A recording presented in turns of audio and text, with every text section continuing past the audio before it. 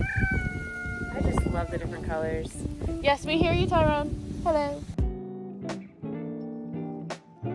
Hey you guys, while editing this video, I realized I forgot to do an intro and an outro. So I'm gonna record those right now. Welcome back to Evie's Acres. I'm Evie, and I'm really glad that you're here to watch today's video. For the month of November, I am starting a bit of a challenge for myself, and that challenge includes posting something new every single day of the week. It may not be a full-length video, it could be just a really short, something under a minute. But my goal is to provide you with something informative every single day. I hope that you enjoy.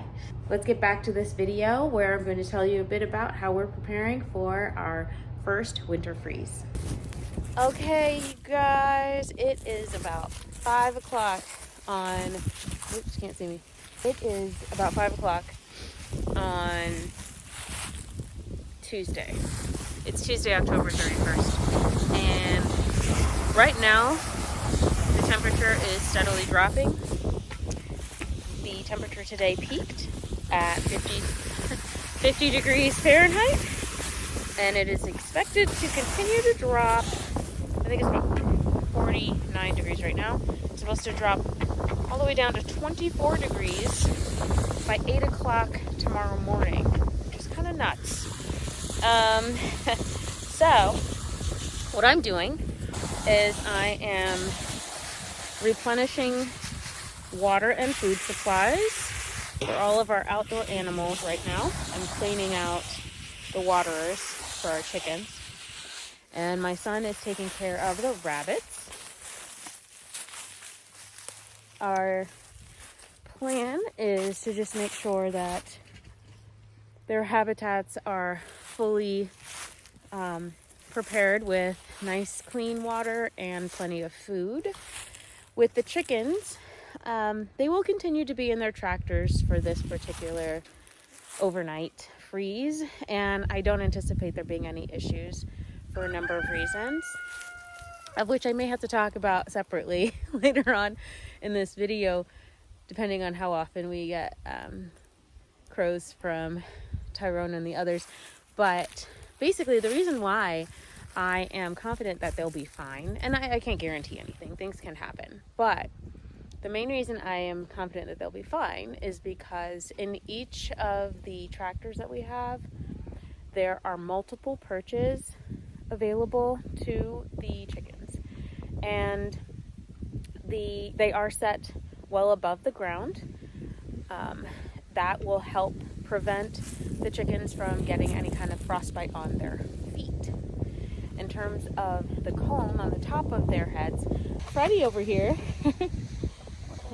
he's our number one rooster in charge. He and our Americanas right here, see if you can see them.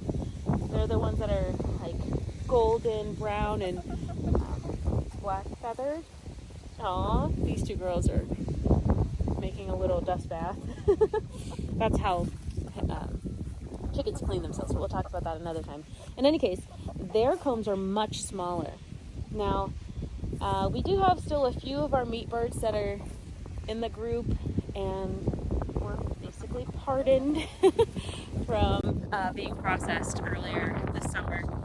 And their combs vary a little bit in height, but again, part of the reason I'm confident that they'll be okay is because although frostbite is something that can happen to the comb of a chicken, these chickens, their tractors they're not insulated per se. But one of the key things that I'm going to do is, again, ensure that they have plenty of food before they go into the tractor tonight, as well as inside of the tractor near the door.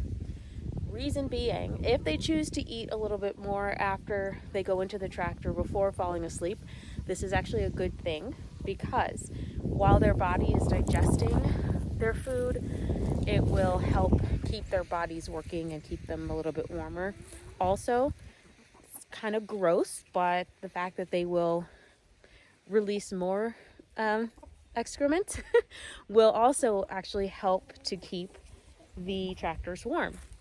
Now, one thing that we have used a couple of times, particularly when we had very, very heavy rains in our area, are these they're just really simple tarps that we'll put across the length of the tractors.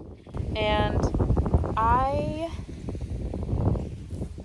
prefer to kind of tent it across the length of the tractors, because this way, even though they will be covered from any high winds that may come through tonight, it'll still allow for plenty of ventilation while they're sleeping. And that is really key. What we don't want is we don't want there to be excessive moisture inside of the tractor, because that can lead to illness. That can actually cause the chickens to, that can actually lead to the chickens getting sick, having illness. Chickens actually do sneeze. Fun fact, but not really fun, because if you have a sneezing chicken, that can be a sign of some sort of respiratory ailment, and we don't want that. So again, here with this tractor that we have here, actually let me step inside of their area so you can see it a little bit better. Hi everybody! So here we have the other tractor, where again you can see that there's quite a bit of ventilation here towards the front. And even though the length and the back of the tractors are covered with sort of this plastic roofing type material, and that in and of itself is not going to be penetrable per se, and I will be moving this tractor before they come in for the night. But again, you can see they have these natural branches that I attached for their roosting bars, and they're spaced out enough to give each of the chickens plenty of space. The roosting bars, I've noticed when I've checked on them at night, there's enough space for up to 6 of the chickens to roost. So even though this is a smaller tractor, it can actually accommodate almost 18 chickens. Now our chickens are not all the same size, so that's why I say up to 6. So if the 6 smallest ones are up there, they're fine. Okay, and then I guess another thing to point out, these crossbars here, I have used zip ties to hold carabiners, which are used to hold up their water and food containers that can accommodate or that have a hook or a handle at the top that will attach to the carabiner. And so I'll be using that for this particular tractor tonight. So again, they'll have plenty of clean water and food to keep them occupied, to keep them hydrated. And as much as it's not fun for me to have to do this, I know I'll be up pretty early this morning before sunrise, likely around 5 o'clock, when I think the temperature is expected to be around 28 degrees Fahrenheit. I'm going to come out and I'm going to check all of their water. And I'm going to just make sure, hopefully their tractors will be warm enough throughout the night between their collective body heat and their excrements and just keeping everything warm. Hopefully that'll be enough to prevent the water from freezing through. But if for some reason that does happen, I am prepared to go ahead and replenish their water sources. I'm one of those people that likes to have a backup to the backup to the backup. And so we will have water containers that will fill up and we'll have just sitting near our back door. And that way, if something were to happen, like I said, if things were to freeze, then we can quickly replace that and they'll still have fresh water. So that's just how we're going to deal with this, what we're expecting to be our first freeze tonight.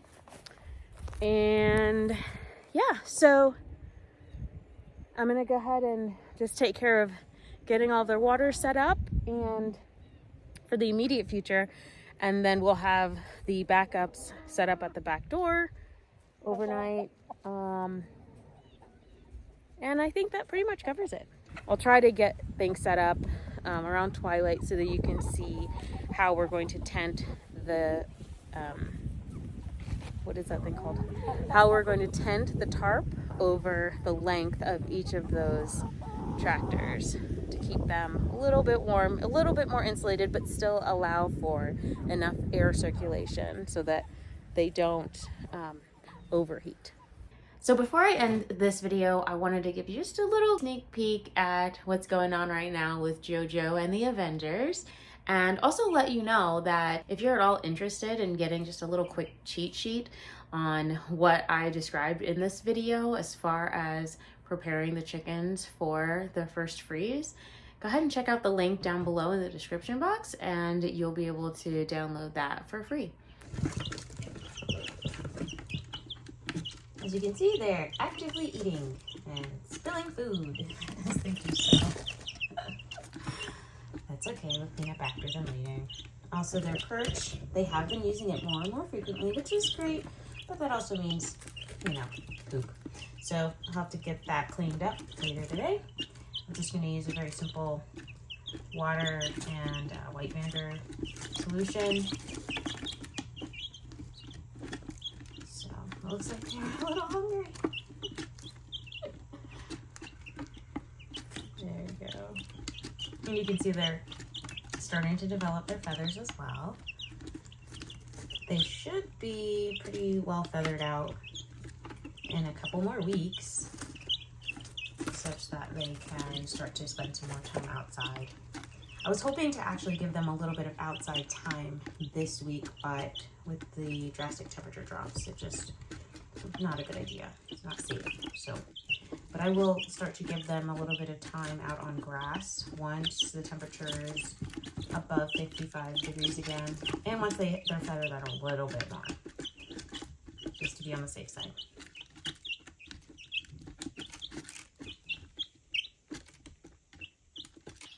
One more thing I want to add before I forget. Our rabbits are doing great. I just haven't really provided you with any detailed updates on them recently because I have a whole series planned to share with you about their progress as well as their upcoming new housing. More information will be coming soon, probably towards the end of November, if not early December. But yes, we'll have some updates on the rabbits very soon, and I'll be really excited to share that with you. If you have chickens and you're trying to figure out what to do as far as preparing for the winter, again, be sure to check that link down in the description box. You may find that helpful, so be sure to check that out. Thanks again for watching. Take care, and until next time.